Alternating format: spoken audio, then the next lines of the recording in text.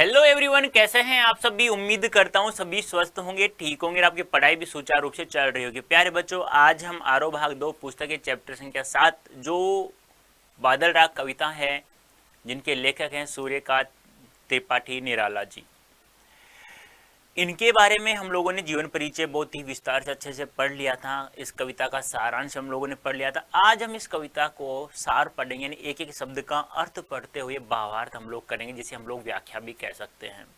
तो प्यारे बच्चों, सेशन से जल्दी से जुड़ जाइए। फिर हम शुरुआत करते हैं हमारी कविता बादल राग, जो किस काव्य संग्रह में, अनामिका काव्य संग्रह में है, और जो बादल राग 6 नाम से संकलित है अनामिका काव्य संग्रह में।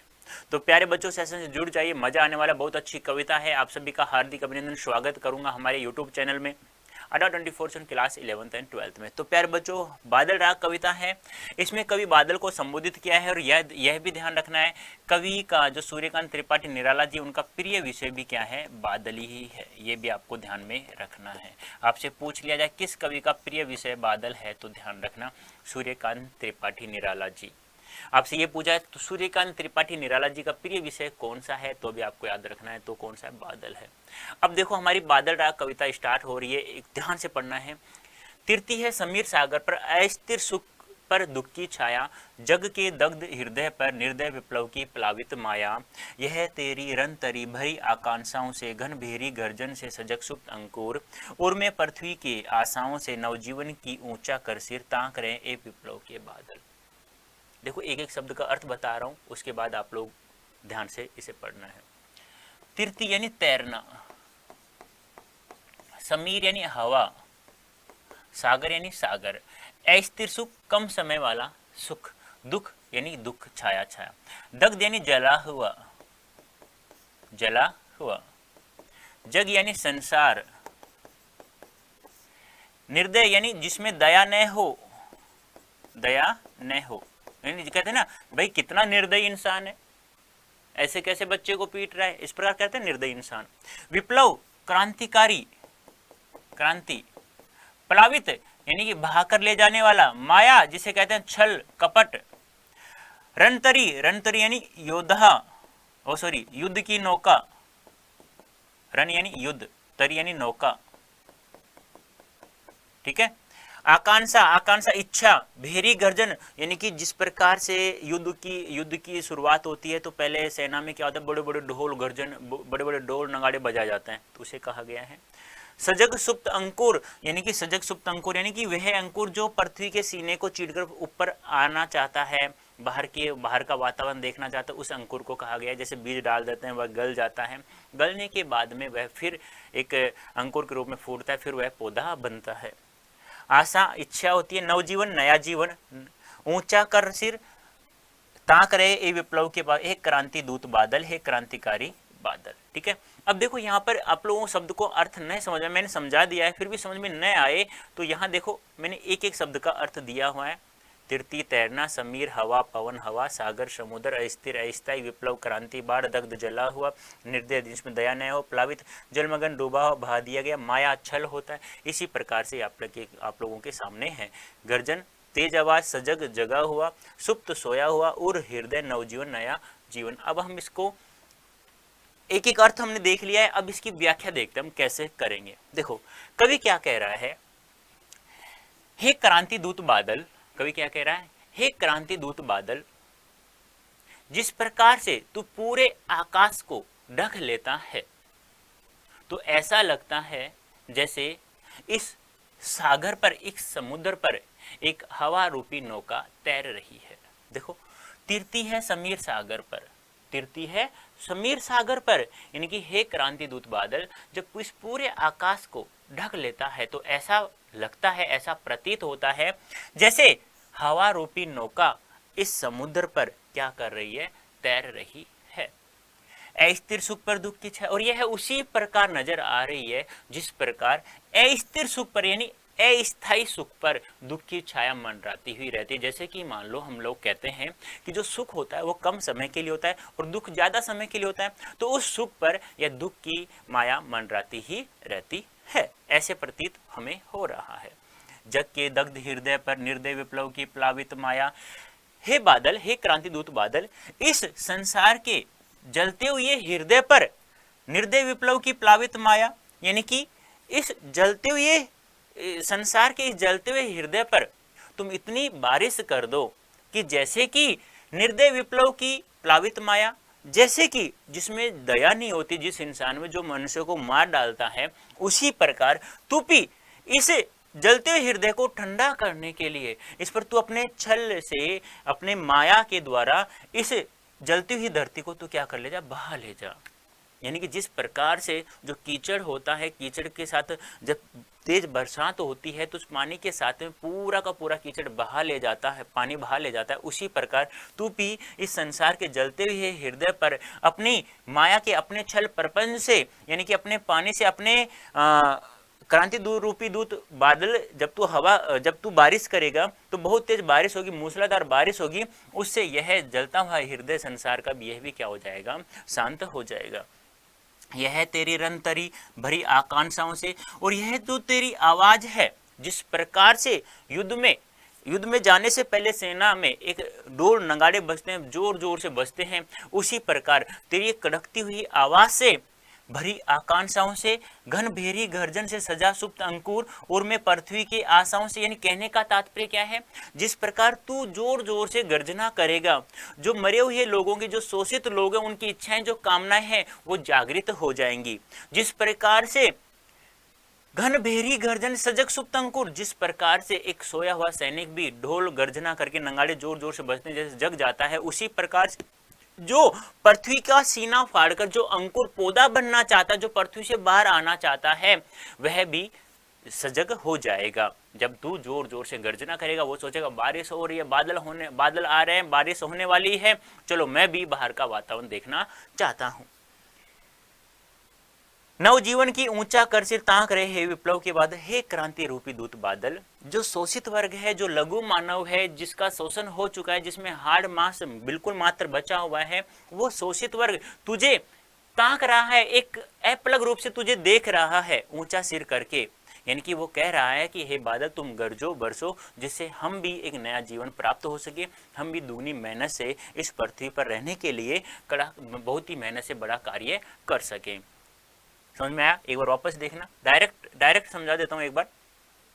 कवि कहता है क्या, हे विप्लव, एक क्रांति रूपी दूत बादल, जैसे तू जोर जोर से कड़केगा और इस पूरे आकाश को तू घेर लेगा, जब तू गर्जना करेगा तो ऐसा लगता है जैसे कि इस पूरे सागर पर एक हवा रूपी नौका तैर रही है, और यह उसी प्रकार हमें लगती है जिस प्रकार अस्थायी सुख पर दुख की छाया मंडराती हुई रहती है। जिस प्रकार कोई भी इंसान होता है जो एक दूसरे इंसान को, उसमें जो दया नहीं होती है, वह उसे मार डालता है, उसी प्रकार तू भी इस संसार के जलते हुए हृदय पर, इस संसार के जलते हुए हृदय पर मूसलाधार बारिश करके, भयंकर बारिश करके, भयंकर रूप से कड़क करके, अपने छल प्रपंच से इस दया न करने वाले लोगों को, या इस कीचड़ को, या इस शोषक वर्ग को तू अपने पानी से बहा ले जा। यह तेरी रंतरी, और जिस प्रकार तू जोर जोर से गर्जना करता है, जिस प्रकार से तू जोर जोर से गर्जना करता है, उसी प्रकार जिस प्रकार से युद्ध होने से पहले जोर जोर से नगाड़े बजते हैं, बड़ी आकांक्षाओं से घन भेरी गर्जन के सजग सुप्त अंकुर, जिस प्रकार से तेरी तू जोर जोर से गरजता है, युद्ध में जाने से पहले सेना एक बिगुल बजाती है, एक ढोल नगाड़े बजाती जोर जोर से, तो एक सोया हुआ सैनिक जग जाता है, वो सभी सजग हो जाते हैं। उसी प्रकार एक पृथ्वी का सीना चीड़ करके आने वाला अंकुर, यानी अंकुर क्या होता है, जब पृथ्वी पर, जब मिट्टी में हम एक कोई बीज डाल देते हैं तो वह गल करके अंकुर के रूप में फूटता है, और पृथ्वी का सीना चीड़ अंकुर के रूप में बाहर आता है, फिर वह बाद में पौधा बनता है। तो वह सब तुम्हें देख रहे हैं, जल्दी से तू कड़क जोर जोर से अपने बारिश कर, और मैं पृथ्वी के आशाओं से नवजीवन की ऊंचा कर सिर, यानी कि हे विप्लव रूपी दूत बादल, तुझे वो ताक रहे हैं, तुझे वो देख रहे हैं अपनी इच्छाओं को पूरा करने के लिए, कौन? अंकुर हो गए, लघु मानव हो गया, शोषित वर्ग हो गया, तुझे वो अप्लग रूप से देख रहे हैं कि कब बादल गरजेंगे, कब बारिश होगी, कब हम हमारी इच्छाओं को हम लोग पूरा करेंगे, कब हमारी आशाओं को, अभिलाषाओं को, कामनाओं को पूरा करेंगे। कौन? लघु मानव। यहाँ पर लघु मानव एक अंकुर को भी दिखाया गया है, एक शोषित वर्ग को भी यहाँ दिखाया गया है। यानी कहने का तात्पर्य इस पद्यांश में दो चीजें बताई गई है। एक तो क्या? नंबर एक, हे क्रांति रूप दूत बादल, तू भयंकर रूप से बारिश कर, भयंकर रूप से कड़क, जिससे शोषक वर्ग को डर लगे और यह समाप्त हो जाए, इनका छल प्रपंच सब समाप्त हो जाए। यानी जिस प्रकार से तू जलते हुए संसार के जलते हुए हृदय को शांत कर देता है, उसी पर इस शोषक वर्ग को भी तू अपने पानी के साथ में बहा ले जा, इस कीचड़ को तू पानी के साथ में बहा ले जा। दूसरा, जब तू गरजेगा, जब तू गर्जना करेगा भयंकर रूप से, तो एक सोया हुआ इंसान है, जो शोषित वर्ग है, एक जो अंकुर है, वह भी तुझे अपलग रूप से देखेगा कि बादल आज तो कड़क रहे हैं, अब मैं फिर से मेरे खेत में जो हरियाली है वो लहराएगी, जो फसल है लहराएगी। और अंकुर क्या सोचेगा? पौधा बढ़ने वाला अंकुर क्या सोचेगा कि कब बादल गरजेंगे, कब मैं पृथ्वी का सीना चीर के बाहर आऊंगा, कब मैं बाहर का वातावरण देख पाऊंगा, प्रकृति की सुंदरता में देख पाऊंगा। हे विप्लव रूपी बादल, हे क्रांति रूपी दूत बादल, तो जोर जोर से कड़क और बारिश कर, बरसात कर। ठीक है, ये देख लेना आप लोग। अब ये प्रसंग है, कुछ बच्चे जैसे कि मान लो किसी को लिखवाया जाता है आपके एग्जाम में, आप फेली में, या बाद में कोई एग्जाम लेता है टीचर, तो कैसे लिखते हैं? प्रस्तुत पद्यांश हमारे पाठ्य पुस्तक आरोह भाग 2 के अंतर्गत सूर्यकांत त्रिपाठी निराल द्वारा रचित अनामिका काव्य संग्रह के अंतर्गत बादल राग कविता से अवतरित है। फिर यहाँ से आप लोग लिखेंगे, इसमें कवि ने बादल को विप्लव या क्रांति दूत के रूप में आह्वान किया। आह्वान क्या होता है? पुकारना। ये क्या है? व्याख्या है, जैसा मैंने समझा है केवल वैसा का वैसा लिखा है, यहाँ पर गलती मत करना है, क्योंकि एक एक क्वेश्चन आपके लिए बहुत महत्वपूर्ण होने वाला है। एमसीक्यू हमें कोई गलत नहीं करना है, सब्जेक्टिव क्वेश्चन भी कोई हमें गलत नहीं करना है। ठीक है, अब देखो यहाँ आपसे पूछ लिया कि इसमें किस भाषा का प्रयोग किया है, तो तत्सम प्रदान खड़ी बोली का प्रयोग किया गया। यानी पद्यांश दे देगा, एक एमसीक्यू क्वेश्चन बना देगा, निम्नलिखित पद्यांश में या उपयुक्त पद्यांश में किस भाषा का प्रयोग किया गया है, तो तत्सम प्रदान खड़ी बोली। तत्सम क्या होता है? संस्कृत के, यानी संस्कृत शब्दावली का प्रयोग किया गया है। कैसी कविता है? मुक्त छंद कविता है। कैसे है? संबोधन शैली। किसको संबोधन किया गया है? बादल को संबोधन किया गया है। प्यारे बच्चों ये ध्यान रखना है, समीर सागर पर, दुख की छाया पर, रन तरी, बेहरी गर्जन आदि में कौन सा अलंकार है? रूपक अलंकार है, ये ध्यान आपको रखना है। वर्णों की आवर्ती कारण अनुप्रास अलंकार है, क्योंकि शय वर्ण की आवर्ती हो रही है यहाँ पर। पूरे काव्यांश से मानवीकरण अलंकार है। मानवीकरण क्या होता है पता है ना?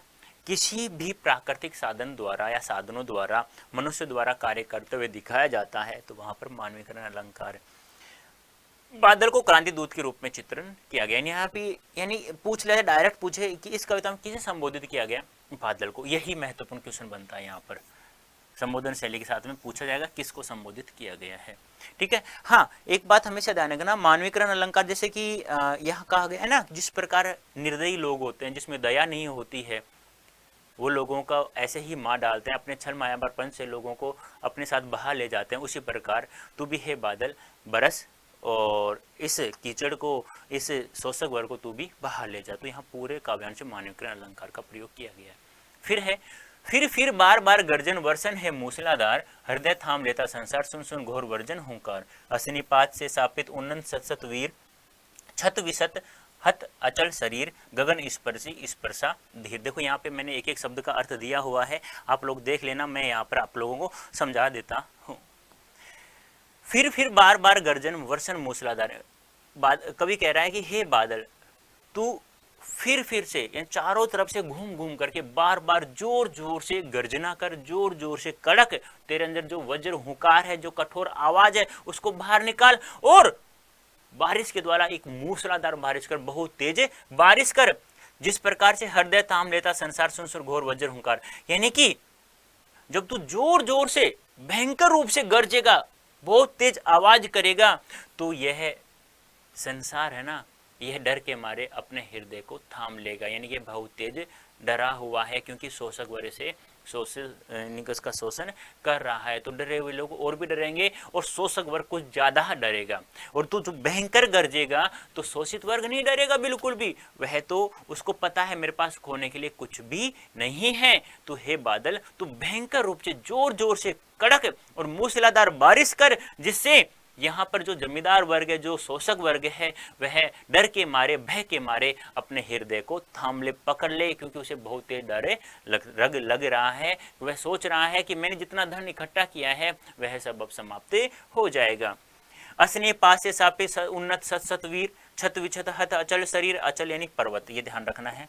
जिस प्रकार से असनी पासे सापित उन्नत सत वीर, जिस प्रकार तू भयंकर रूप से बिजली कड़केगी, जो तेरे शरीर में जो छुपी हुई है बिजली वो जोर जोर से कड़केगी, तो वह उसी प्रकार से, जिस प्रकार से एक युद्ध क्षेत्र में एक योद्धा वज्र के प्रहार से यानी कि हथियार के प्रहार से छत विछत हो जाता है, घायल हो जाता है, मृत्यु को प्राप्त हो जाता है, उसी प्रकार जिस प्रकार से एक जो पर्वत होता है जो तुझे छत हत चली, जिस प्रकार से गगन स्पर्शी स्पर्धा, जिस प्रकार जो एक पर्वत होता है जो आसमान को, आकाश को छूने की कोशिश कर रहा है, जैसे ही बिजली कड़केगी तो उस पर पर्वत पड़ेगी तो वह छत विछत हो जाता है, वह चूर चूर हो जाता है।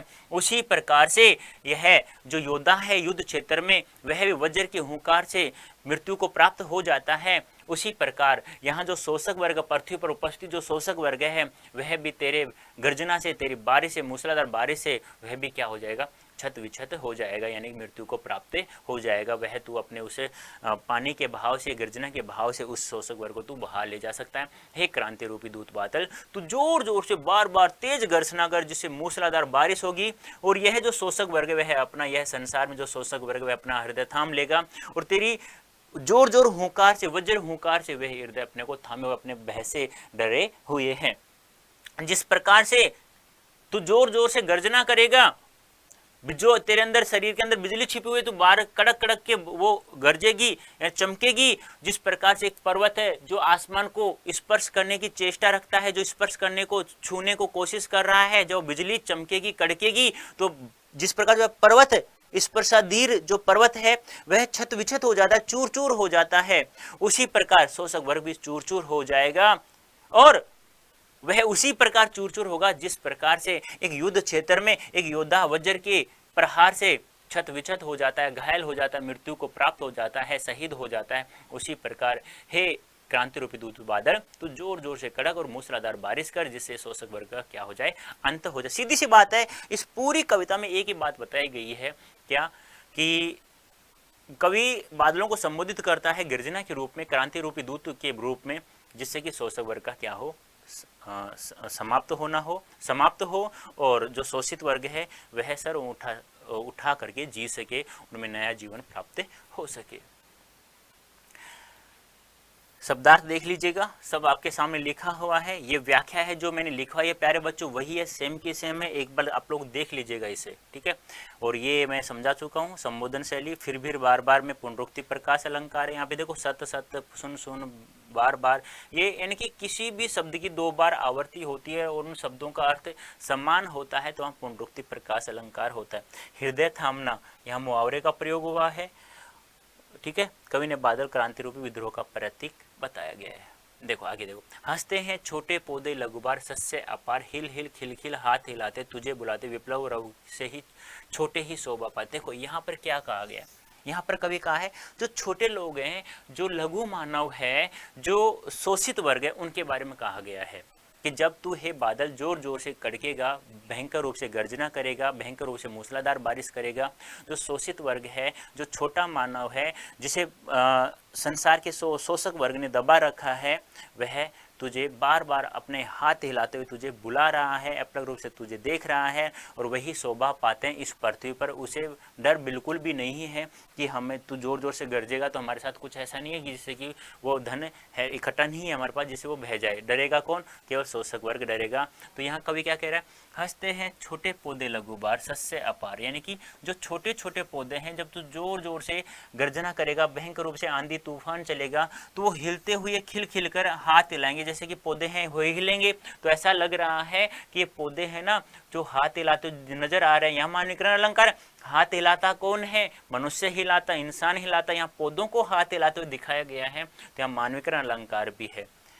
तुझे बुलाते, यानी कहने का तात्पर्य क्या है, जो छोटे छोटे पौधे हैं, जो शोषित वर्ग है, जिसका शोषण हो चुका है, जो मृत्यु को प्राप्त होने वाले हैं, जैसे तू जोर जोर से गर्जना करेगा तो ये छोटे पौधे हैं वो हिलेंगे, जो छोटे लघु मानव है वो खुशी से हाथ हिलाते हुए अपलग रूप से तुझे बुला रहे हैं कि हे क्रांति रूपी दूत बादल, तू जोर जोर से गरज और भयंकर रूप से बारिश कर। विप्लव रव से ही छोटे, यानी जब जब भारत में क्रांति हुई है, जब जब क्रांति रूपी दूत कोई भी बादल या कोई भी आया है, यानी कोई भी क्रांति हुई है, हे क्रांति रूपी दूत बादल, जब तू कड़केगा तो छोटे लोग ही शोभा पाते हैं, शोषित वर्ग ही, ये मजदूर किसान वर्ग ही खुशी से लहर उठते हैं। ये छोटे पौधे ही है ना, जो बड़े पेड़ है वो तो ऊपर से हवा चलेगी तब भी खुश हो रहेंगे वो तो, लेकिन छोटे पौधे कब खुश होंगे, उन्हें पानी कब प्राप्त होगा, जब तू भयंकर रूप से बारिश करेगा।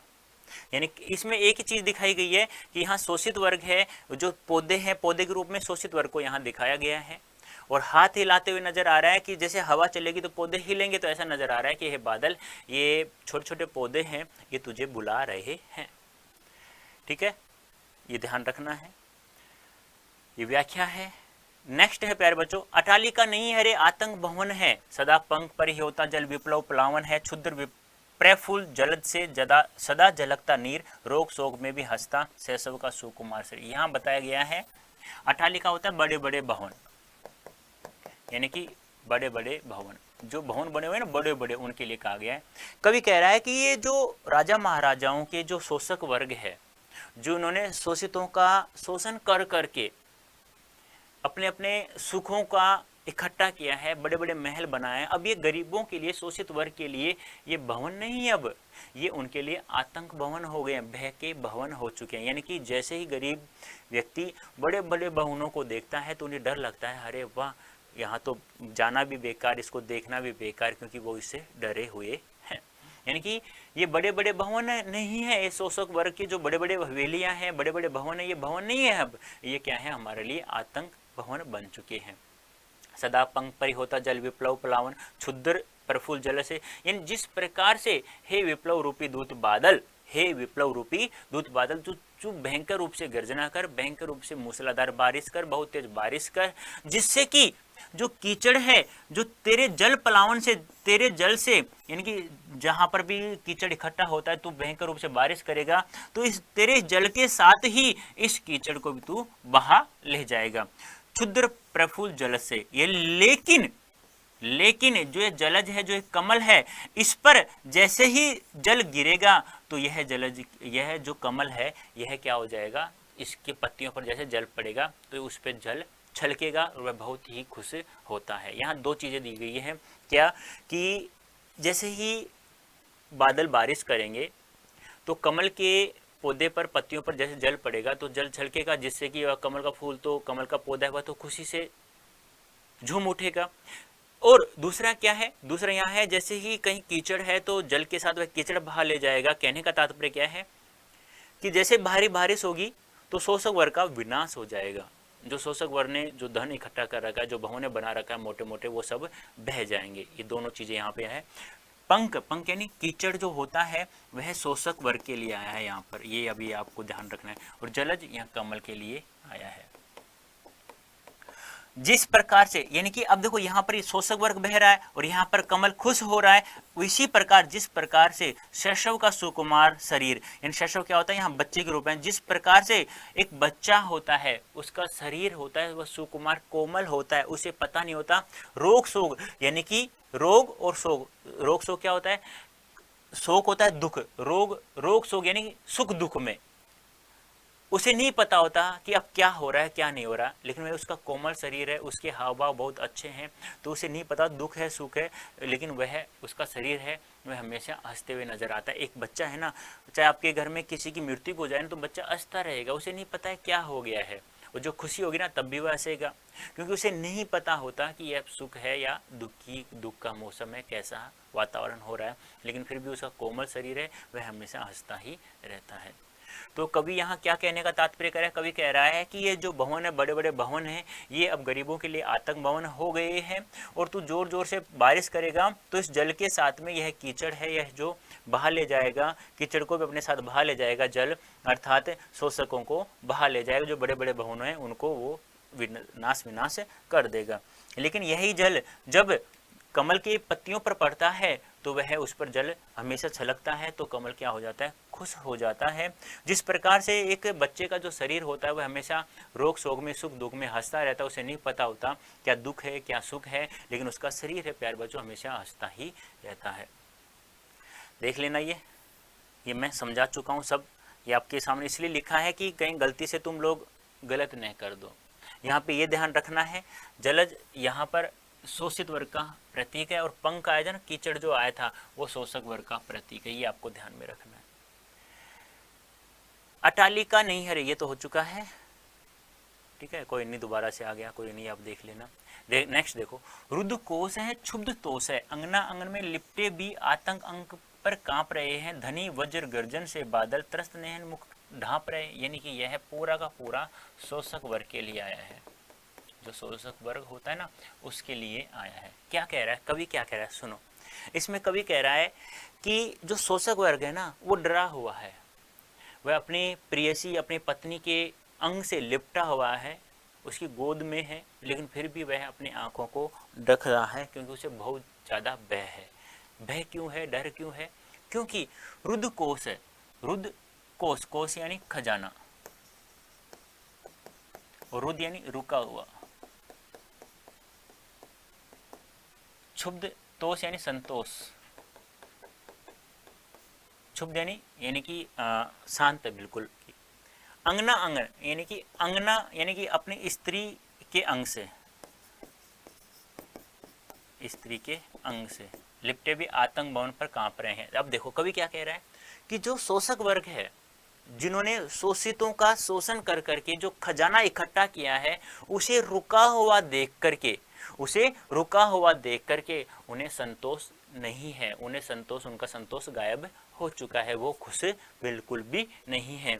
अंगना अंग से लिपटे भी आतंक भवन से कांप रहे, ए बादल जब जोर जोर से भयंकर रूप से गरजेगा और मूसलाधार बारिश करेगा, तो एक जो धनवान वर्ग है, शोषित वर्ग है, वह अपना धन रुका हुआ देख करके, क्योंकि यह बढ़ नहीं रहा है, उसको देख करके उसे डर लग रहा है, और फिर जैसे ही तू भयंकर गर्जना करेगा तो अपनी स्त्री के शरीर से अंग से लिपटे हुए हैं, फिर भी वो तेरे आतंक से, तेरी आवाज से, तेरी गर्जना से डर के मारे क्या कर रहे हैं, कांप रहे हैं। अपनी स्त्री के अंग से लिपटे हुए भी फिर भी क्या कर रहे हैं, कांप रहे हैं, कि उन्हें लग रहा है कि मैंने इतना सारा जो धन इकट्ठा किया है, अब इसमें धन नहीं जुड़ रहा है और अब सब समाप्त हो जाएगा, क्योंकि तेज बारिश होगी, इसमें मेरा सारा धन बह जाएगा, मेरी हवेली मकान सब ढह जाएंगे और हम भी इसके साथ बह जाएंगे।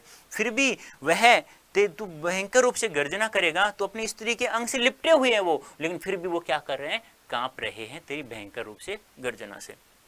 धनी वर्जन गर्जन से बादल त्रस्त नयन मुख ढांप रहे हैं, और तेरी भयंकर गर्जना से ये धनवान लोग हैं, फिर भी वो अपनी आंखें और मुख सब क्या कर रहे हैं, ढके हुए हैं, सब ढक रहे हैं। क्यों? क्योंकि उन्हें बहुत ज़्यादा डर लग रहा है कि हमारा रुका हुआ जो खजाना है, जो इकट्ठा किया हुआ खजाना है, वो सब समाप्त हो जाएगा। ये धनवान वर्ग के लिए है जो शोषक वर्ग को डरा रहा है। कहने का तात्पर्य सीधा ये कि धनवान वर्ग है वो रुका हुआ खजाना देख करके संतोष नहीं है उसे, वो चाहता है खजाना बढ़ता रहे, लेकिन अब तू भयंकर गर्जना कर रहा है क्रांति रूपी दूत बादल, जिससे ये तुम्हारी गर्जना से भयंकर रूप से डरे हुए हैं, अपने स्त्री से लिपटे हुए हैं, अंग से लिपटे हुए हैं, फिर भी वो थर-थर कांप रहे हैं। और फिर वो अपने आंखों से मुँह से मुँह जैसे कि है ना, त्रस्त नयन यानी कि दुखी हुई नयन मुख ढांप रहे हैं, यानी दुखी हुई नयनों से अपने मुख को छुपा रखा है तुम्हारी भयंकर गर्जना से, है क्रांति रूपी दूत बादल।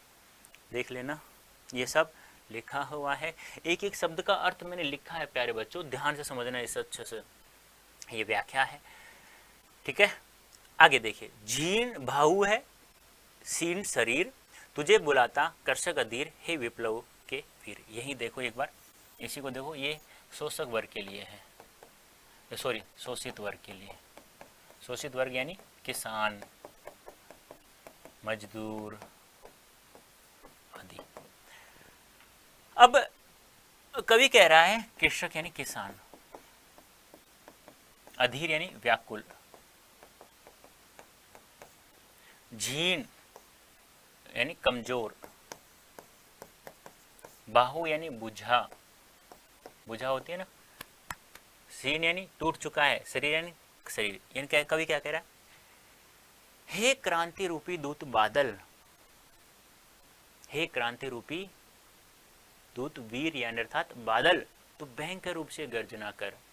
तुझे यह जो व्याकुल किसान है, यह जो अधीर होकर जो किसान है, वह तुझे व्याकुल होकर के पुकार रहा है। यानी उसकी बुझाएं कमजोर हो चुकी, उसका शरीर टूट चुका है और वह व्याकुल होकर के तुझे पुकार रहा है कि हे बादल, तू भयंकर रूप से गरज और बारिश कर बहुत तेज।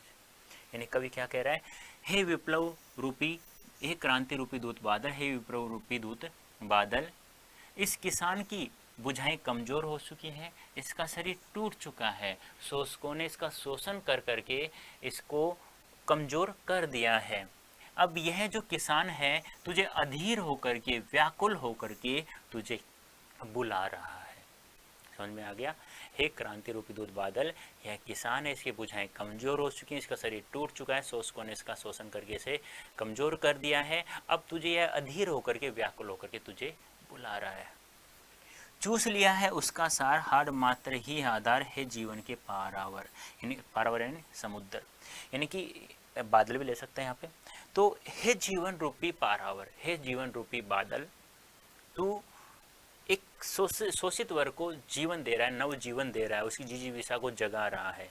तो हे क्रांति रूपी दूत बादल, शोषक वर्ग ने इस किसान का इतना शोषण किया है, इसको इतना चूस लिया है, यानी इसके शरीर में से मांस को इतना चूस लिया है, इसके पास कुछ नहीं पता है, केवल इसके पास हड्डी ही मुझे नजर आ रहे हैं, यानी हड्डी ही नजर आ रही है, क्योंकि मांस तो किसने ले लिया है, शोषक वर्ग ने इसको शोषण कर करके इसको क्या कर लिया, चूस लिया है। अब इसके शरीर में मांस उस कुछ नहीं दिखाई दे रहा, केवल हड्डी दिखाई दे रहा है, इसलिए इसका शरीर है वह कमजोर हो चुका है, इसकी बुझाएं भी कमजोर हो चुकी है, इसका शरीर टूट चुका है। इसलिए यह किसान जो हाड़ मात्र जिसमें हड्डियां दिखाई दे रही हैं, यह व्याकुल होकर के तुझे बुला रहा है कि तू भयंकर रूप से गरज। ठीक है, देख लेना, ये प्रसंग है और ये व्याख्या है। तो बताइए कैसी लगी ये कविता, समझ में आई या नहीं आई? कहने का तात्पर्य क्या है, इसमें सीधी सी बात है, इसमें दो वर्गों के बारे में बताया गया है। पहली बात, एक इसमें बादल को संबोधित किया। पहला क्वेश्चन बनता है, इस कविता में कवि ने किसे संबोधित किया? बादल को। बादल को किसका प्रतीक बताया गया है? क्रांति का, विद्रोह का प्रतीक बताया गया है। किसकी बात की गई है? इसमें जो शोषक वर्ग है उसको तो समाप्त करने का भाव है, और दूसरा शोषित वर्ग को नया जीवन देने का भाव उपस्थित होता है। बस ये 2-3 बातें इसमें हैं जो आपको ध्यान। तो प्यारे बच्चों, इस सेशन में हम जो बादल राग कविता है जिनके लेखक हैं सूर्यकांत त्रिपाठी निराला जी, इस कविता को हमने एक एक शब्द का अर्थ हमें अच्छे से हम लोगों ने व्याख्या कर ली थी, भावार्थ हम लोगों ने समझ लिया था, और हमने सब्जेक्टिव क्वेश्चन जो थे, डेस्क्रिप्टिव क्वेश्चन थे, वो भी हम लोगों ने देख लिए। अब आता है पूरा निचोड़, पूरे पाठ का, पूरी कविता का निचोड़ कि कितना समझ में आया, कितना नहीं आया है। क्यों? क्योंकि इस सेशन में हम लोग क्या देख रहे हैं, MCQ मल्टीपल चॉइस क्वेश्चंस, जो आपके पूरे चैप्टर का, पूरी कविता का निचोड़ निकलेगा कि आप लोग कितना समझ में आया, कितना नहीं आया। तो जल्दी से एक बार सेशन से जुड़ जाइए, मुझे कमेंट करके बताइए क्या मेरी आवाज़ आप लोगों तक पहुंच पा रही या नहीं पहुंच पा रही। तो आ जाइए, जुड़ जाइए, सेशन से मजा आने वाला है। तो आप सभी का हार्दिक अभिनंदन, स्वागत करता हूँ हमारे यूट्यूब चैनल अड्डा 24/7 क्लास 11th एंड 12th में। तो आ जाइए जल्दी से। तो पहला क्वेश्चन है आपके सामने, जल्दी से फटाक जल्दी से आंसर दे दो। निर्दय विप्लव की प्लावित माया, यहाँ पर विप्लव का अर्थ क्या है? विप्लव यानी कि निर्दय, जिसमें दया नहीं है। कौन? शोषक वर्ग है जो शोषितों को खून चूस रहा है, उसको बहा ले जा, मूसलाधार बारिश करके, क्रांति करके, गर्जना करके।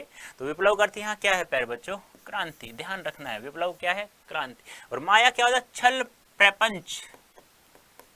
जिस प्रकार से निर्दयी लोग, शोषक वर्ग है जो शोषितों का शोषण करते हैं, उनमें दया नहीं होती है, उसी प्रकार है बादल, तो जोर जोर से गर्जना करके भयंकर रूप से गरज और भयंकर रूप से बारिश कर और इस शोषक वर्ग को बहा ले जा। रन तरी से भरी होने की बात कही गई है।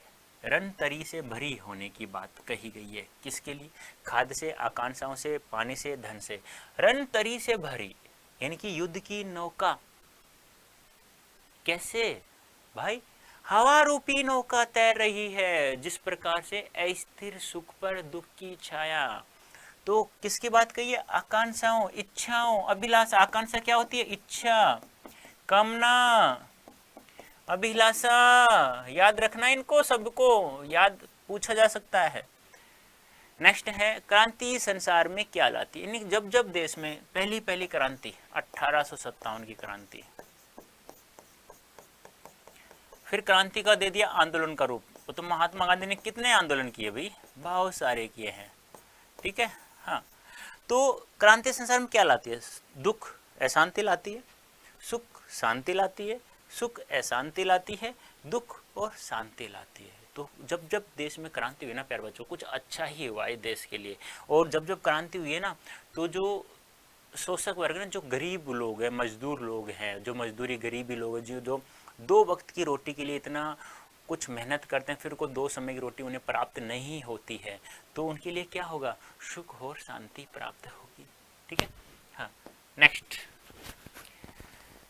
केशव का सुकुमार शरीर किस में हंसता है? केशव का सुकुमार शरीर, यानी कि जो छोटा बच्चा होता है, छोटा बच्चा, वो हमेशा हंसता रहता है। उसे रोग शोक के बारे में पता नहीं होता, यानी कि दुख सुख के बारे में पता नहीं होता। अब दुख सुख क्या है, लेकिन वो तो बच्चा है भाई, वो तो हंसेगा, सीधी सी बात है। बोलो आप बताइए, मुझे हंसेगा नहीं? हंसेगा ना। तो बताइए किस में हंसता है वो? रोग शोक में। क्यों? क्योंकि उसे पता नहीं होता कि दुख की घड़ी है या सुख का कैसा है घर में, लेकिन फिर भी वो हंसता ही। कोई मुस्कुरा दे तो अब दुख का होगा, परिवार की बात है, तो घर वाले तो कहाँ उसे बेचारे को संभालने की कोशिश करेंगे, बाहर का आएगा आजा, तो फिर वो हंसना लग जाएगा। वो तो बच्चा है ना, उसका शरीर है सुकुमार, कोमल शरीर है उसका, तो भाई हंसेगा। नेक्स्ट है, निराला ने अटालिकाओं को क्या कहा है? अटालिकाओं, अटालिका नहीं, बड़े बड़े भवन, बड़े बड़े भवन, जो हवेली होती है ना, जो शोषक वर्ग ने शोषितों का खून चूस चूस करके बनाई है, वो बड़े बड़े भवन। तो गरीबों के लिए क्या कहा है कि गरीबों के लिए वो अब लोग क्या बन गए हैं? आतंक भवन बन गए हैं। क्या बन गए हैं? आतंक भवन बन गए हैं। ये आपको ध्यान में रखना है। तो क्या कहा है? आतंक भवन का है ना, अटालिका नहीं है रे, आतंक भवन है। गरीबों के लिए, जो शोषित वर्ग के लिए, जो बाहर से देखते हैं तो उनके लिए क्या है? ये आतंक भवन बन गए हैं। नेक्स्ट है प्यारे बच्चों, क्षीण शरीर किसे कहा है? बालक को, महिला को, सैनिक को, किसान को कहते हैं ना। जीर्ण बाहु, याद है एक पंक्ति आई थी, क्षीण शरीर, यानी कि शरीर तो क्या हो गया है? टूट चुका है। भुजा क्या हो गई है? कमजोर हो चुकी है। किसकी? भाई किसान, यानी कि आते हैं जमींदार वर्ग, कहते हैं कि लगान दो, ये दो, फलाना ढीका कितना तुम्हें लगान दिया था, कितना उसका ब्याज हो चुका है, मूल कितना था, लगान क्या थी, मतलब वगैरह वगैरह लगा लगा बेचारे सब कुछ ले जाते हैं। तो किसका? किसान को कहा गया है। गगन स्पर्शी कौन है? यानी कि गगन स्पर्शी यानी आकाश को छूने वाले, स्पर्शाधीर जिसे कहा गया है, स्पर्शाधीर, यानी कि बड़े बड़े पर्वत जो आकाश को छूने की कोशिश कर रहे हैं, इच्छा है उन्हें आकाश को छूने की। जब बिजली चमकती है, कड़कती है और उस पर गिरती है ना, तो वह भी छत विछत होता है, चूर चूर हो जाता है उस पर्वत का। तो क्या है यहाँ पर? गगन स्पर्शी कौन है? बादल है। और कौन छूने की कोशिश करता है? अचल। अचल कौन होता है? पर्वत। ये भी ध्यान रखना है, ठीक है। नेक्स्ट है, बादल राग कविता किसके द्वारा रचित है? देखो अब ये क्वेश्चन यहाँ है ना, आप लोगों के लिए इजी बन गया, क्योंकि बादल राग कविता तुम्हें पता है, सीधी सी बात, निराला सूर्यकांत त्रिपाठी निराला जी द्वारा रचित। लेकिन जब पूरी कविता से जो 40 क्वेश्चन आएंगे हमारे एग्जाम में पार्ट ए में, तब क्या करोगे भाई? तो याद रखना, बादल राग कविता किसके द्वारा? सूर्यकांत त्रिपाठी निराला जी द्वारा रचित है। क्रांति के बादलों की गर्जना सुनकर कौन सा वर्ग भयभीत होता है? कौन सा वर्ग भयभीत होगा भाई? शोषित या शोषक? दो ही वर्ग की बात की गई है, और शोषित को यहाँ खुशी की भावना हुई उत्पन्न, तो कौन होगा? निम्न वर्ग, श्रमिक वर्ग, पूंजीपति वर्ग, शोषित वर्ग। तो शोषित वर्ग में ये दोनों के दोनों वर्ग आ जाते हैं, ये आपको ध्यान में रखना। और पूंजीपति वर्ग यहाँ शोषक वर्ग है, ये भी ध्यान रखना है। और यहाँ ये नहीं होता ऑप्शन में, और यहाँ होता उपयुक्त सभी, तो फिर ये आंसर हो जाता। क्यों? क्योंकि शोषित वर्ग में श्रमिक वर्ग आता है, श्रमिक वर्ग, निम्न वर्ग, किसान वर्ग, इसी में आता है सभी। अरे ये क्या है? अच्छा, कौन भयभीत होता है? अच्छा, भयभीत तो यही होता है बेटा, सॉरी बेटा, सी ऑप्शन राइट। भयभीत होने का, डरता कौन है? बताया गया ना यहाँ पर कि जो शोषक वर्ग है, जो पूंजीपति वर्ग है, वो अपनी स्त्री के शरीर से लिपटे हुए हैं और फिर भी थर थर कांप रहे हैं। उन्हें डर है कि हमारा जमा किया हुआ खजाना कहीं समाप्त न हो जाए, इसलिए वो डरे हुए हैं। निराला ने झीर्ण भाव किसे कहा, यानी कि बुझा। झीर्ण यानी कमजोर, किसकी बुझा कमजोर हो चुकी है? भी किसान की कहाँ है? कृषक। जो बताया गया ना, अधीर होकर के, व्याकुल होकर के, हे विप्लव रूपी बादल तुझे बुला रहा है, अपलग रूप से तेरी तरफ देख रहा है और कह रहा है आजा, अब कुछ नहीं बचा है, मांस नहीं है शरीर में, हाड़ मात्र बचा हुआ है, अब तो बरस जा। ये लोग तो है निर्दयी, तू क्यों निर्दयी बन रहा है? यानी कहने का तात्पर्य क्या है? किसान जो शोषक वर्ग ने उसका शोषण कर लिया है, अब वह भगवान को भी पुकार रहा है अधीर होकर के। बादलों को, उसके लिए भगवान बादल ही है, यहाँ पर ध्यान रखना।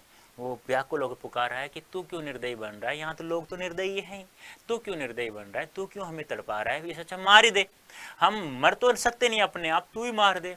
इसलिए वह व्याकुल तुझे बुला रहा है, वह फिर से मेहनत करना चाहता है प्यारे बच्चों। तो मेहनत करना प्यारे बच्चों, हमें डट करके मुकाबला करना है, किसी भी समस्या का समाधान हमें डट करके करना है, किसी के ऊपर निर्भर रह के नहीं रहना है। नेक्स्ट है, बादल डाक कविता में कवि ने सुख को कैसा बताया? यानी बादल डाक कविता में कवि ने सुख को कैसा बताया? अभी स्थिर, अस्थिर, मायावी या अदृश्य बताया गया है ना। तिरती है समीर सागर पर, अस्थिर सुख पर दुख की छाया। याद है क्या? पहली पंक्ति थी, तिरती है समीर सागर पर, अस्थिर सुख पर, अस्थिर सुख पर दुख की छाया। याद है? तो सुख कैसा बताया गया? अस्थिर का अर्थ क्या होता है? अस्थायी, यानी कि अस्थायी सुख पर, यानी कि जो सुख स्थायी नहीं होता, हमें दुख स्थायी लगता है, सुख तो स्थायी लगता ही नहीं है, क्योंकि वो चंद मिनटों का, चंद लम्हों का, चंद दिनों का, चंद महीनों का, चंद साल का, 2 साल खुशी, 10 साल दुखी, तो वही बात है, सुख कम होता है, ये ध्यान रखना। रुद्र कोश है, क्षुब्ध तोष है। यहाँ रुद्र का अर्थ है, रुद्र कोश यानी खजाना, क्षुब्ध यानी रुका हुआ, क्षुब्ध यानी संतोष, यानी तोष यानी संतोष, क्षुब्ध यानी दुखी भी कह सकते हैं हम, क्षुब्ध है वो शांत नहीं है। तो रुद्र का अर्थ क्या हो गया? क्रोधित, भरा हुआ, खाली या रुका हुआ, रुका हुआ, ये ध्यान आपको रखना है, ठीक है। रोग शोक में भी किसका सुकुमार शरीर हंसता है, यानी रोग क्या होता है, यानी कि हम लोग कह सकते हैं कि ये तो प्रेम हो गया, ये शोक दुख की घड़ी हो गई, यानी खुशी की घड़ी है, हम लोग इसे कह सकते हैं, ठीक है। सुकुमार शरीर किसका हंसता रहता है? शैशव का। शैशव कौन है? शिशु जिसे कहते हैं। और शिशु कौन है? बच्चा। और बच्चा का शरीर कैसा होता है? सुकुमार। सुकुमार का अर्थ क्या होता है? कोमल।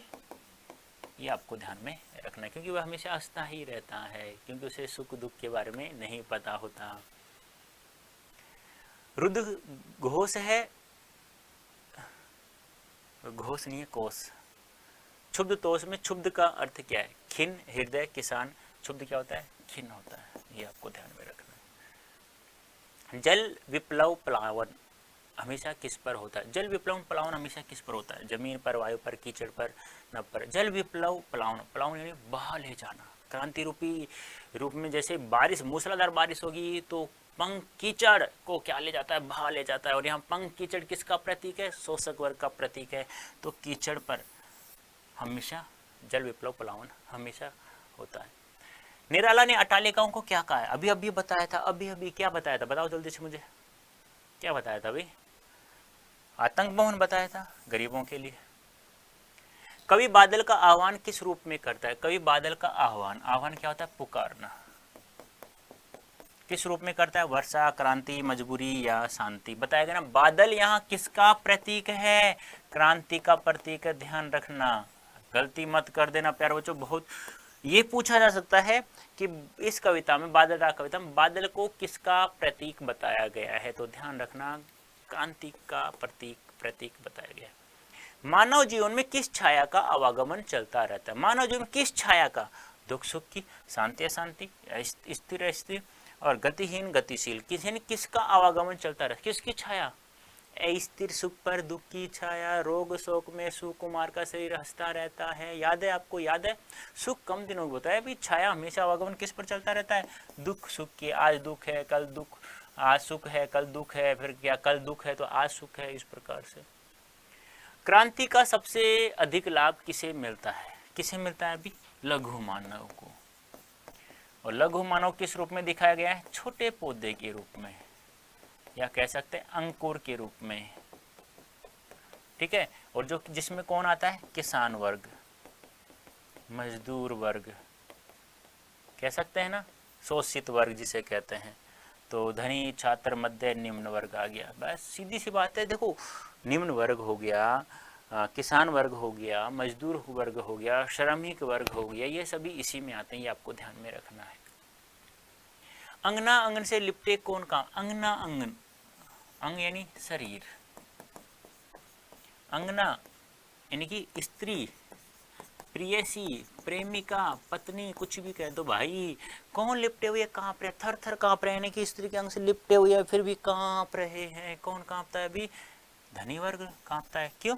क्योंकि उसने शोषितों का शोषण कर करके धन इकट्ठा किया हुआ है, जो हवेली बनाई है, जो व्यापार किया हुआ है, व्यवसाय किया, वो सब गर्जना होगी, क्रांति होगी, सब बहा ले जाएगा। यानी क्रांति होगी तो सीधी सी बात है, सब जब श्रमिक वर्ग है ना आंदोलन करने लगता है ना, तो बहुत बड़ी आवाज होती है, ध्यान रखना, कोई नहीं बचता उसके सामने। तो वो लिपटे कांप रहे हैं। ठीक है प्यारे बच्चों, इस सेशन में बादल राग कविता संबंधी जितने भी क्वेश्चंस हैं, डेस्क्रिप्टिव जिसे सब्जेक्टिव क्वेश्चंस आप लोग कहते हैं, वो सभी के सभी हम लोग यहाँ चर्चा करेंगे। तो आ जाइए जल्दी से, सेशन से जुड़ जाइए। बहुत इंटरेस्टिंग कविता थी, जो हम लोगों ने एक एक शब्द का अर्थ पढ़ते हुए हम लोगों ने समझ लिया था। अब इस सेशन में हम देख लेते हैं आपको कितना समझ में आया, कितना नहीं आया, क्योंकि आ रहे हैं आपके सामने क्वेश्चंस आंसर। ठीक है, तो आ जाइए, जुड़ जाइए। आप सभी का हार्दिक अभिनंदन, स्वागत करते हैं हमारे यूट्यूब चैनल में अड्डा 24 क्लास 11th एंड 12th में। जल्दी से आ जाइए। चैप्टर संख्या 7 है आपका। लेखक का नाम है सूर्यकांत त्रिपाठी निराला जी। ठीक है, और आपको ये भी पता होना चाहिए, आपके एक एमसीक्यू क्वेश्चन पूछा जा सकता है, किस काव्य संग्रह में संकलित है? तो ध्यान रखना, अनामिका काव्य संग्रह में संकलित है। किस नाम से है? बादल राग 6 से नाम से, बादल राग 6 के नाम से संकलित है। और यहाँ जो हमारे पाठ्य पुस्तक में दिया हुआ है वह कौन सा खंड दिया हुआ है प्यारे बच्चों? 6ठा खंड दिया हुआ है। तो पहला क्वेश्चन है, अस्थिर सुख पर दुख की छाया, पंक्ति में दुख की छाया किसे कहा गया है? यानी कि दुख की छाया किसे कहा गया है? जिस प्रकार से अस्थायी सुख पर दुख मंडराता रहता है, तो दुख की छाया किसे कहा गया है? बताइए जल्दी से, तो किसे कहा गया है? देख लो जल्दी से।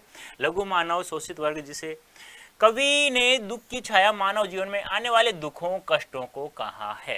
यानी कि कम समय के लिए सुख होता है, तुम कहते हो यार सुख तो कुछ मिला ही नहीं है, दुख ही दुख में पा रहा हूं। कवि का मानना है कि संसार में सुख कभी स्थायी नहीं होता, उसके साथ साथ दुख का प्रभाव भी रहता है। धनी वर्ग निम्न वर्ग का शोषण करके पैसा अर्थात धन दौलत जमा करता है, परंतु उसे सदैव क्रांति की आशंका रहती है और वह सब कुछ छीनने के डर से हमेशा क्या रहता है? भयभीत रहता है। ठीक है, यानी कि दुख की छाया, सीधी सी बात एक है, हमें जो भी दुख प्राप्त हो रहा है, कहते हैं यार मेरी किस्मत ही खराब है, मुझे दुख ही दुख प्राप्त होता है, क्योंकि सुख हमेशा कम समय के लिए होता है। और सुख के लिए हमें क्या करना होगा? मेहनत करना होगा, ईमानदारी से कर्म करना होगा। अब सुख आपको कब प्राप्त होगा? जब मैं कह रहा हूं आपको 100% प्योर मार्क्स प्राप्त करना है। 20 आपके इंटरनल स्कूल से जाएंगे नंबर, 40 नंबर का आपका पेपर, 80 नंबर का आपका पेपर होगा, जिसमें 40 नंबर का आपका एमसीक्यू होगा। यहाँ से एक भी क्वेश्चन हमें गलत नहीं करना है, क्योंकि सारे की सारे जितने बनना चाहिए वो सब मैं आपको बना करके उपस्थित करवा रहा हूँ, ये दे रहा हूँ वीडियो में रिकॉर्ड करके या लाइव सेशन लेकर के। और बच्चे क्या हमारे एमसी वो डेस्क्रिप्टिव क्वेश्चन यानी सब्जेक्टिव क्वेश्चन जिसे हम लोग कहते हैं, और वो भी मैं करवा रहा हूँ। तो डरना किस बात का भाई, ईमानदारी से मेहनत करो ना यार। अब आपके पास मेहनत करने का चांस है। मैं जब ये कह रहा हूँ जो जितना पढ़ा रहा हूँ बस उतना ध्यान रखें, आगे मेरे ऊपर छोड़ दीजिए। फिर भी आप लोग डरोगे तो प्यारे बच्चों फिर कहते हो ना अंत में सर पेपर कठिन आएगा तो क्या करें। अरे कठिन क्यों आएगा भाई, आपने ईमानदार से पढ़ाई की है ना मेरे साथ साथ, तो कोई डरना ही नहीं है। और हिंदी से क्यों डरे भाई, जब तक राजेंद्र सर है तो डरना नहीं है बिल्कुल भी। नेक्स्ट क्वेश्चन है असनी असनी असनी पात से सापित उन्नत सत सत वीर पंक्ति में किसकी ओर संकेत किया गया है। यानी कि जिस प्रकार से युद्ध क्षेत्र में एक वीर एक योद्धा होता है, वह वज्र की हुंकार से वज्र के कठोर हथियार से जब उसका सामना होता है, जब उसको शरीर पर लग जाता है तो छत विछत हो जाता है, लहूलुहान हो जाता है और मृत्यु को या शहीद भी हो जाता है, मृत्यु को प्राप्त हो जाता है। उसी प्रकार ये स्पर्शाधीर बादल पर्वत है, वह भी छत विछत हो जाए। उसी प्रकार शोषक वर्ग का भी क्या हो जाएगा, धनवान वर्ग का भी क्या हो जाएगा, विनाश नाश विनाश हो जाएगा। असनिपात बिजली की हुंकार से स्थापित उन्नत सतसत वीर पंक्ति में युद्ध क्षेत्र वीरों की ओर संकेत करती है, जो क्रांति के वज्रपात से घायल होकर मृत्यु को अपने गले को लगा लेते हैं। बादलों की तेज गर्जना और भारी वर्षा से बड़े बड़े पर्वत छत विछत हो जाते हैं, अर्थात घायल हो जाते हैं। उसी प्रकार क्रांति की तेज आवाज सुनकर पूंजीपति वर्ग भय से कांपते रहते हैं और उन्हें डर रहता है कि उनका सब धन दौलत अर्थात वैभव आदि का विनाश हो जाएगा। यानी कि सीधी सी बात एक ही है, यहाँ पर पूरी कविता में शोषक का विनाश करना है। जब जब क्रांति हुई है, जब जब देश में कुछ अच्छा हुआ है, और अच्छा करने के लिए कवि ने यह कविता रची है कि लोग इसे पढ़ें, लोगों का शोषण न करें, और जो शोषित वर्ग है उसकी सहायता करें और उसको ऊपर उठाने की कोशिश करें। और वहाँ किसके रूप में, बादल के रूप में।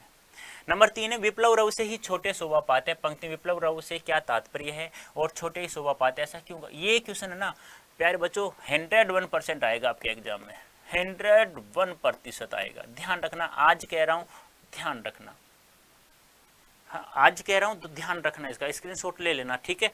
हाँ, विप्लव रव से ही छोटे शोभा पाते हैं, ऐसा क्यों कहा? क्योंकि जो शोषित वर्ग है वही खुश रहते हैं इससे। जो सुप्त अंकुर है, जो सोया हुआ अंकुर है, जो पृथ्वी के सीना चीर कर बाहर आना चाहता है, वही खुश होते हैं जब गर्जना होती है, जब बारिश होती है। विप्लव से तात्पर्य क्रांति गर्जन अर्थात क्रांति की तेज आवाज। जब जब क्रांति होती है तब तक शोषक वर्ग या सत्ताधारी वर्ग के सिंहासन हिल जाते हैं, उनकी संपत्ति प्रभु सत्ता आदि समाप्त हो जाती है। कवि ने कहा है कि क्रांति से ही छोटे ही शोभा पाते हैं। यहाँ छोटे से तात्पर्य आम आदमी या निम्न वर्ग से।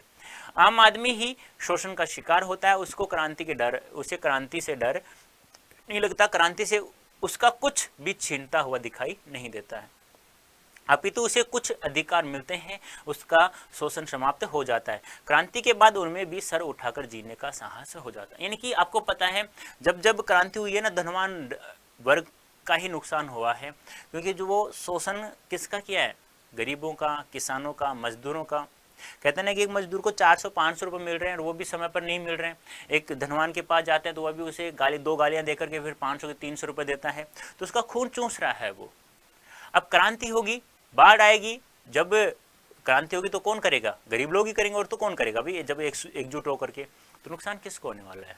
तो वही बात है, जब भयंकर बारिश, तेज तूफान बारिश आएगी, भयंकर रूप से तेज बारिश आएगी, भयंकर रूप से गर्जना होगी, तो कौन डरेगा? किसान वर्ग तो डरेगा नहीं, वो तो खुश होगा कि अब बारिश होगी, फिर मैं कड़ी मेहनत डबल मेहनत करूंगा, फिर मेरे खेत में हरियाली से फसल लहराएगी। नेक्स्ट है बादलों के आगमन से प्रकृति में होने वाले किन किन परिवर्तनों को कविता रेखांकित करती है। यानी कि बादलों के आगमन से प्रकृति में होने वाले किन किन परिवर्तनों को कविताएं रेखांकित करती है। क्या क्या होंगे? फसलें लहराएगी, छोटे छोटे पौधे बन जाए, अंकुर रूप में फूटेंगे, और एक हम लोग ये भी कह सकते हैं कि जो संसार में जो जी रहा है शोषित वर्ग, वह भी सर उठाकर जिएगा। तो प्रकृति में परिवर्तन हो रहा है। बादलों के आगमन से प्रकृति में निम्नलिखित परिवर्तन होते हैं। बादल गर्जना करते हुए मूसलाधार बारिश, बहुत तेज वर्षा करते हैं, जिससे पृथ्वी से अंकुरन के रूप में छोटे छोटे पौधों का क्या होता है, जन्म होता है। बादलों के गर्जन के साथ बिजली चमकती है और उसके गिरने से बड़े बड़े पर्वत शिखर टूटते हैं। परिवर्तन बताना है भाई हमें। तेज हवा चलने से छोटे छोटे पौधे हाथ हिलाते हुए प्रतीत होते हैं। मानवीकरण अलंकार है, ध्यान रखना। बादलों के गर्जन से दुखी प्राणी प्रसन्न हो जाते हैं। मैंने कहा ना, किसान वर्ग, मजदूर वर्ग क्या हो जाएगा, खुशी से लहर उठेगा। तो प्यारे बच्चों, ये थे हमारे कुछ क्वेश्चंस थे, ज़्यादा नहीं थे। बस इसमें से ये थर्ड क्वेश्चन है ना, बस ये ध्यान आपको रखना है, ये वाला। बस इसके अलावा कोई महत्वपूर्ण नहीं। और अवश्य में देखो यहाँ पे क्वेश्चंस कितने बनते हैं, मैं बता देता हूँ आज ही। नंबर 1 डेस्क्रिप्टिव में तो ये सब्जेक्टिव क्वेश्चन। नंबर 2 आपसे पूछेगा कि बादल किसका प्रतीक है, क्रांति का, ठीक है। हाँ, नंबर 2 आपसे पूछेगा कि प्रिय विषय कौन सा है निराला जी का, तो क्या है, बादल है। इस कविता में किसे संबोधन किया है, संबोधित किया गया है, बादल को संबोधित किया गया है। बादल के यहाँ कितने रूप दिखाए गए, 2 रूप दिखाए गए। एक और तो शोषित वर्ग को जीविका जगाने के लिए, नवजीवन देने के लिए, दूसरा शोषक वर्ग को समाप्त करने के लिए। बस 2 चीज, 3-4 क्वेश्चन याद रखना है, ठीक है प्यारे बच्चों। तो ये थे हमारे क्वेश्चन। अब आपको पीवाई क्यों चाहिए, पीडीएफ चाहिए, तो प्यारे बच्चों आप लोग ADA24 से ऐप डाउनलोड करें, ठीक है। कहाँ पढ़ रहे हैं, कक्षा 11th and 12th ADA24 YouTube channel पढ़ रहे हैं। अच्छा लगता है तो लाइव वगैरह देख लीजिएगा। तो अभी के लिए इतना ही, धन्यवाद, थैंक यू सो मच प्यारे बच्चों। ओके, टाटा, बाय बाय।